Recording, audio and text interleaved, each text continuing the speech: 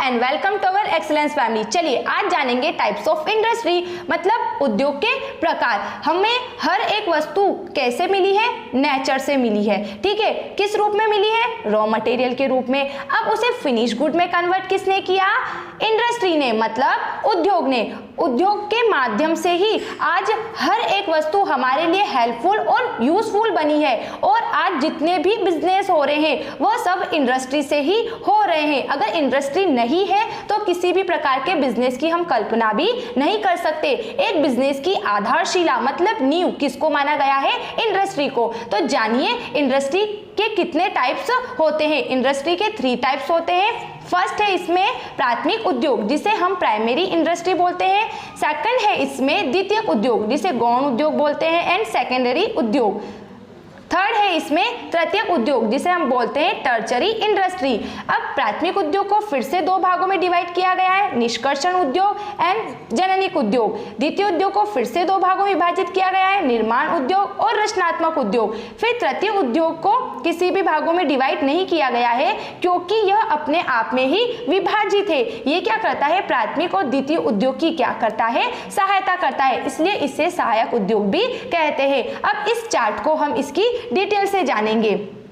First हम प्राथमिक उद्योग से शुरुआत करते हैं। प्राथमिक उद्योग मतलब ये पूरी तरीके से प्रकृति पर निर्भर रहता है, जैसे पशुपालन, मुर्गी पालन, है ना, कृषि कार्य करना, ये सब प्राथमिक उद्योग के अंतर्गत ही आते हैं। ये 2 प्रकार का होता है। पहला निष्कर्षण उद्योग। निष्कर्षण उद्योग का मतलब होता है ये वो वस्तुएं होती है जिनकी संख्या में हम वृद्धि नहीं कर सकते, वे निष्कर्षण उद्योग के अंतर्गत आती है। जैसे पेट्रोल, कोयला, खनिज पदार्थ, क्या हम इनकी संख्या में वृद्धि कर सकते हैं? क्या इनको बढ़ा सकते हैं? क्या नहीं बढ़ा सकते। ये हमें नेचर में जिस भी मात्रा में मिली है केवल हमें उनका यूज करना होता है। ठीक है, अब निष्कर्षण उद्योग भी 2 प्रकार से दिए हैं कि ऐसे निष्कर्षण उद्योग जिसमें हर एक पर्सन को कम मेहनत करना पड़ती है, जैसे मछली पकड़ना, शिकार करना, ये सारे क्या है? बहुत ईजी है। तो ये भी एक निष्कर्षण उद्योग है जो कि प्रकृति पर निर्भर है। और सेकंड है जिसमें मनुष्य को ज्यादा मेहनत करनी पड़ती है, जैसे खनिजों का उत्खनन, मतलब जमीन से खनिजों को निकालना।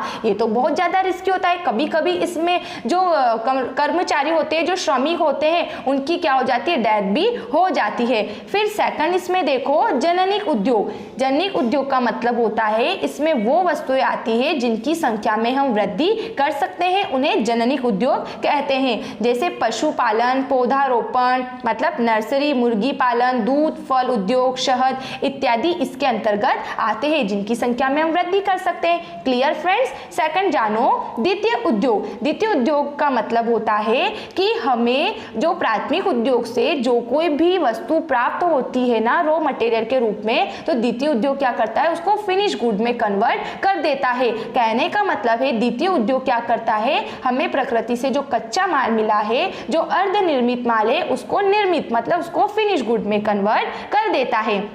ये भी 2 प्रकार का होता है। फर्स्ट है निर्माण उद्योग। निर्माण उद्योग का मतलब होता है जिसमें किसी वस्तु का निर्माण करना, है ना। और निर्माण करने के लिए हमें इसमें किस किस की जरूरत होगी? मानव और मशीन की सहायता से ही हम किसी वस्तु को बना सकते हैं, है ना। जैसे लकड़ी से फर्नीचर बनाना, तो फर्नीचर बनाने के लिए हमें किसी मशीन की जरूरत होगी और काम करने के लिए किसी पर्सन की जरूरत होगी। ठीक है फ्रेंड्स। सेकंड एग्जाम्पल इसमें लुगदी से कागज बनाना, तो कौन सा भी काम हम निर्माण का करें उसमें हमें किसी पर्सन की और किसी मशीन दोनों की आवश्यकता होगी। फिर निर्माण उद्योग भी विभिन्न तरीकों का होता है, मतलब अलग अलग तरह की वस्तु बनती है। हम कितनी सारी गुड्स को क्या करते हैं? कंज्यूम करते हैं। सब अलग अलग टाइप्स की होती है, तो उन्हें क्या बोला जाता है और उनका निर्माण किस उद्योग में होता है वो जानो।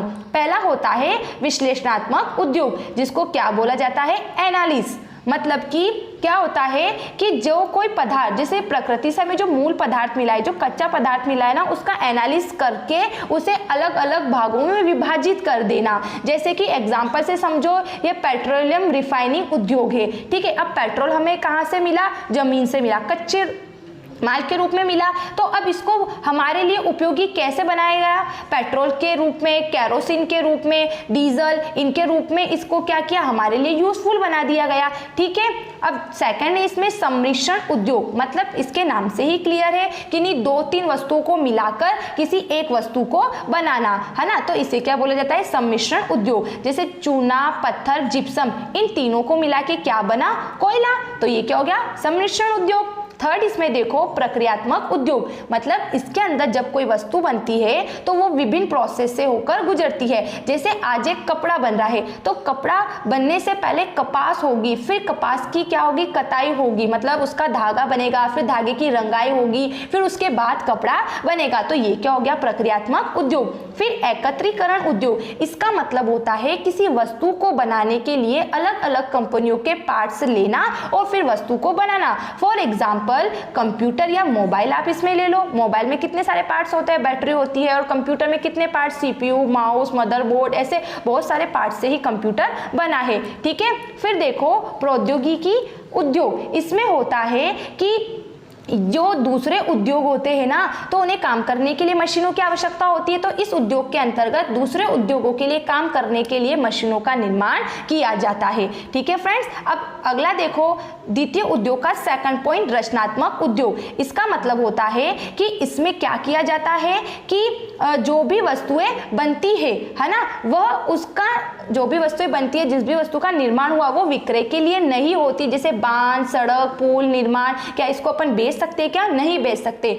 हाँ, वो बात अलग है कि आप इसको क्या कर सकते हो? बेचकर इस के मूल्य को, मतलब जो भी पैसा आया उसे एक स्थान से दूसरे स्थान ले जा सकते हो ना। जैसे आपका एक मकान है, ठीक है, इस मकान को उठा के आप दूसरे स्थान पे नहीं ले जा सकते हो। आपका ट्रांसफर जैसे भानपुरा से मंदसौर हो गया है, ठीक है, तो आप मंदसौर मकान को नहीं ले जा सकते, लेकिन इस मकान को बेचकर इसके पैसे को ले जा सकते हो और वहां पर मकान बना सकते हो। ठीक है, तो रचनात्मक उद्योग के अंतर्गत क्या होता है? हम जिस भी चीज की रचना करते हैं उसको हम बेच नहीं सकते। फॉर एग्जाम्पल पुल, सड़क, बांध, नहरें आदि। अब देखो तृतीयक उद्योग। तृतीय उद्योग क्या करता है? सहायक उद्योग, मतलब प्राथमिक और द्वितीय उद्योग की सहायता करने वाले उद्योग को तृतीय उद्योग कहा जाता है। अब इसमें कौन कौन सी सहायक क्रिया है? पहला परिवहन उद्योग, उत्पादक से उपभोक्ता तक वस्तु पहुंचाने का कार्य किसके द्वारा होता है? परिवहन। जैसे आज कोई भी वस्तु बन गई है, ठीक है, अब उस वस्तु को बेचने के लिए मार्केट में लाना होगा, तो मार्केट में कैसे आएगी? अगर वो बस, रेल, अगर इनकी सहायता मिलेगी तो मार्केट से आएगी ना। ठीक है, फिर सेकंड है विज्ञापन उद्योग, उपभोक्ता को वस्तु के गुणों की जानकारी प्रदान कर वस्तु क्रय करने के लिए प्रेरित करने का काम किसके अंतर्गत होता है? तृतीय उद्योग के अंतर्गत। क्योंकि आज जब हम जो कोई भी वस्तु बनाएंगे तो जहाँ तक हम व्यक्तियों को उसकी इंफॉर्मेशन नहीं देंगे तब तक वो कैसे उस वस्तु को क्या करेंगे? खरीदेंगे। ठीक है, थर्ड है इसमें बैंकिंग उद्योग, मतलब आज एक व्यक्ति के पास कितना ही पैसा क्यों ना हो, अगर वो इंडस्ट्री से रिलेटेड कोई काम करेगा तो उसे बैंक की हेल्प जरूर लेनी होगी, बैंक से ऋण लेकर वो काम को कर सकता है। तो इस प्रकार से तृतीय उद्योग ने क्या किया? द्वितीय उद्योग में जो निर्माण काम हो रहा है उसको पैसे की प्राप्ति करवाई। ठीक है,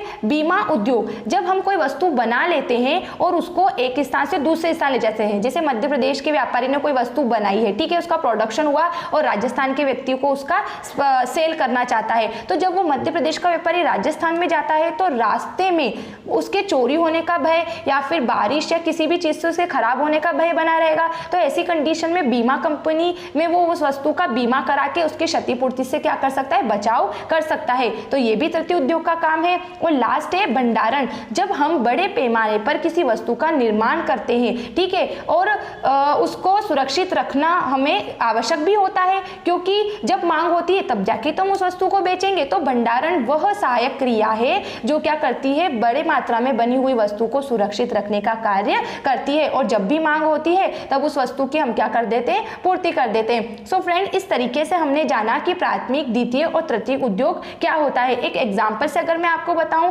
तो जैसे कि एक व्यक्ति है, ठीक है, वो क्या करता है, आलू की खेती करता है, तो वो किस में आएगा, प्राथमिक क्षेत्र के अंतर्गत, क्योंकि वो कृषि पर निर्भर है, प्रकृति पर निर्भर है। अब वो सोचता है कि मुझे आलू को बेचने से इतना पैसा नहीं मिलेगा, मुझे तो बहुत सारा पैसा कमाना है, तो वो क्या करेगा, आलू से चिप्स बना देगा। तो वो चिप्स अब किस में बने, द्वितीय उद्योग में, क्योंकि द्वितीय उद्योग क्या करता है, रॉ मटेरियल को फिनिश गुड में कन्वर्ट करता है। तो जहां पहले उसे आलू से 10 रुपए मिल रहे थे, आज उसे चिप्स से ज्यादा पैसे मिलेंगे। फिर वो सोचता है कि यार मैंने इस चिप्स को बस मेरे क्षेत्र में ही बेचा, अगर मैं बाहर बेचूंगा तो मुझे और ज्यादा पैसे की प्राप्ति होगी। तो ऐसी कंडीशन में वो तृतीय उद्योग की सहायता लेता है, मतलब परिवहन की सहायता लेता है, बीमा कंपनी, इन सब की सहायता लेता है और बड़े पैमाने पर दूसरे क्षेत्रों में जाकर अपनी वस्तु को बेचकर बड़े पैमाने पर पैसा कमा सकता है। अब आपको किसी भी पॉइंट्स में कोई डाउट्स हो तो मुझे कमेंट्स बॉक्स में जरूर लिख के बताइएगा। Bye bye, thanks for watching this video.